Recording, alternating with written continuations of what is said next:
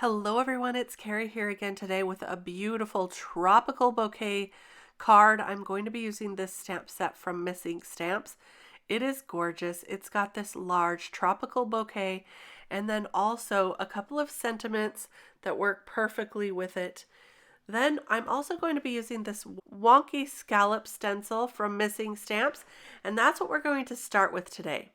I have a piece of hot pink beautiful cardstock, and I'm going to use the stencil to ink on some darker pink ink right over the top.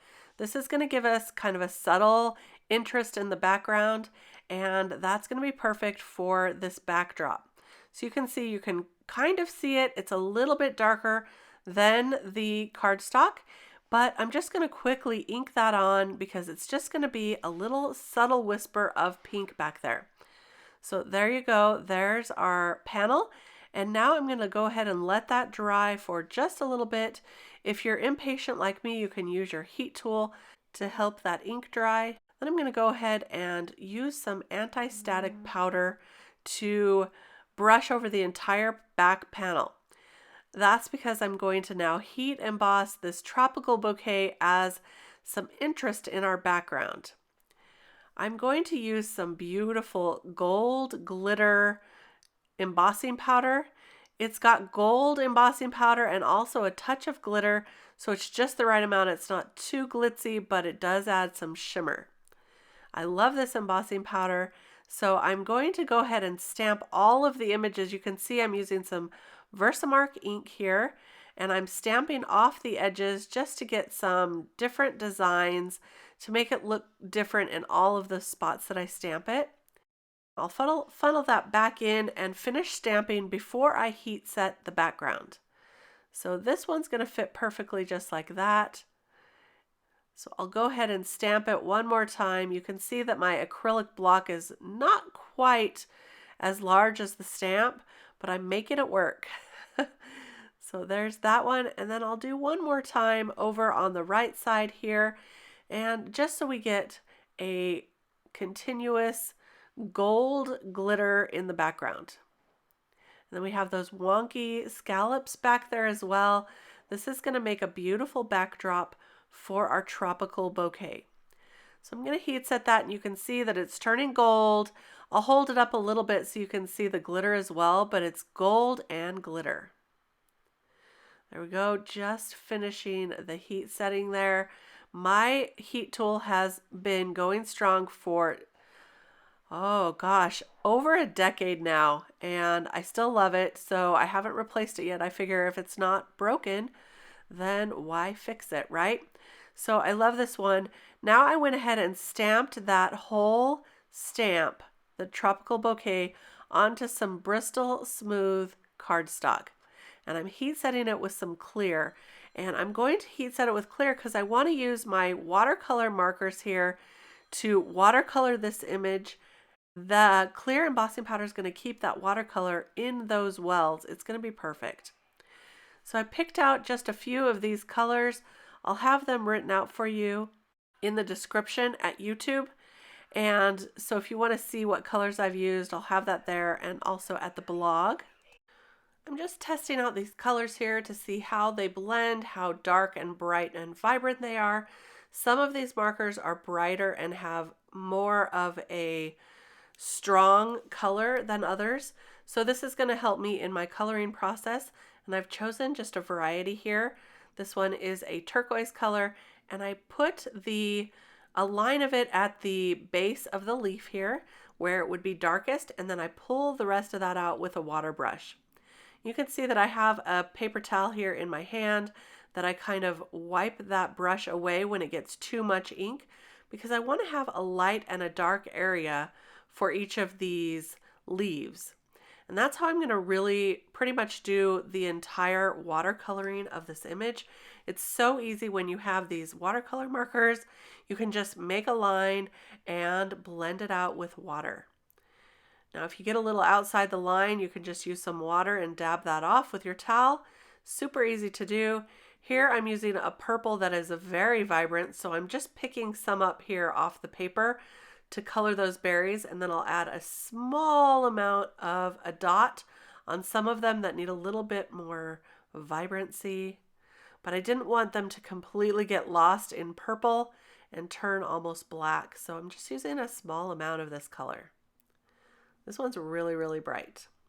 Now I'm going to go through and color those flowers. The smaller ones, I'm going to use a lighter pink color. I'm still doing the same exact technique by putting the darkest amount towards the bottom of the flower and pulling that color up with the water brush. For the larger flowers, I'm going to start off with this darker pink color. This is going to just be my first layer for these flowers.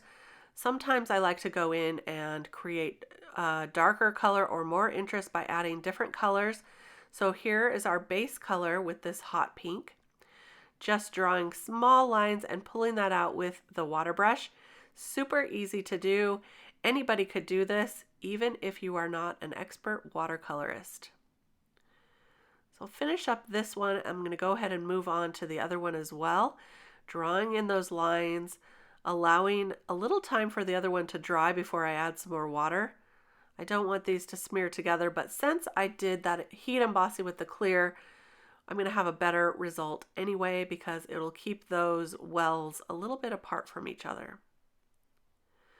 There's the beginning part of those flowers. And now let's work on these leaves. These are birds of paradise and they are gorgeous. We get these in Arizona sometimes too, but this really makes me think of Hawaii. I'm going to use kind of a lime green on those leaves, making them darker near the bottom. And you can see I got a little bit over there, so I'm pulling that out with water. Now for the tops of these flowers, I'm using an orange color. And for the bottom of the flowers, I'm going in with that dark pink again. And what I'm going to do is I'm going to draw the orange down with water first. And I'm going to allow that to kind of blend out with that water. And then I'll go in and blend out the dark pink so they blend together just a bit there. You're going to get the most gorgeous flowers here with these two colors blending together. I think it looks so pretty. So there you go. Birds of paradise, just gorgeous. Now this needs a little more vibrancy. I'm going to add some of that orange into the hot pink flowers as well. That will give it more of a brightness. So just adding a little bit of color here and there, and then I'll go ahead and blend that out with water as well. And look at that, you're going to get a much brighter, more vibrant, kind of fiery looking hot pink orangish flower. I love these. So pretty.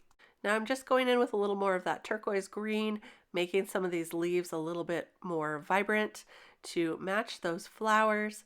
And I'll do the same thing, just adding a little line of color and pulling it out with the water.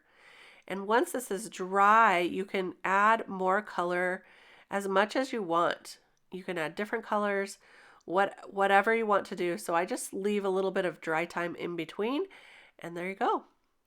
Now I'm going to go ahead and cut this out with my scissors, just fussy cut it. And I took that out because I was sure you didn't want to watch me fussy cut that, but it wasn't too hard.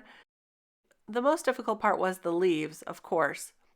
I stamped one of the sentiments here, and now I'm going to heat set it with some black embossing powder. It says, "Hope your day is beautiful." And I'll cut that out with a die here to make a straight line. And then I'll place that on the card, just gluing it straight down, and then I'll pop that bouquet right over the top with some liquid adhesive. So when you get this card, you're going to have a bright, beautiful bouquet. You'll have some glittery gold ones in the background, as well as those wonky scallops in pink. So you're getting a lot of tropical colors for this card. Really fun, really beautiful.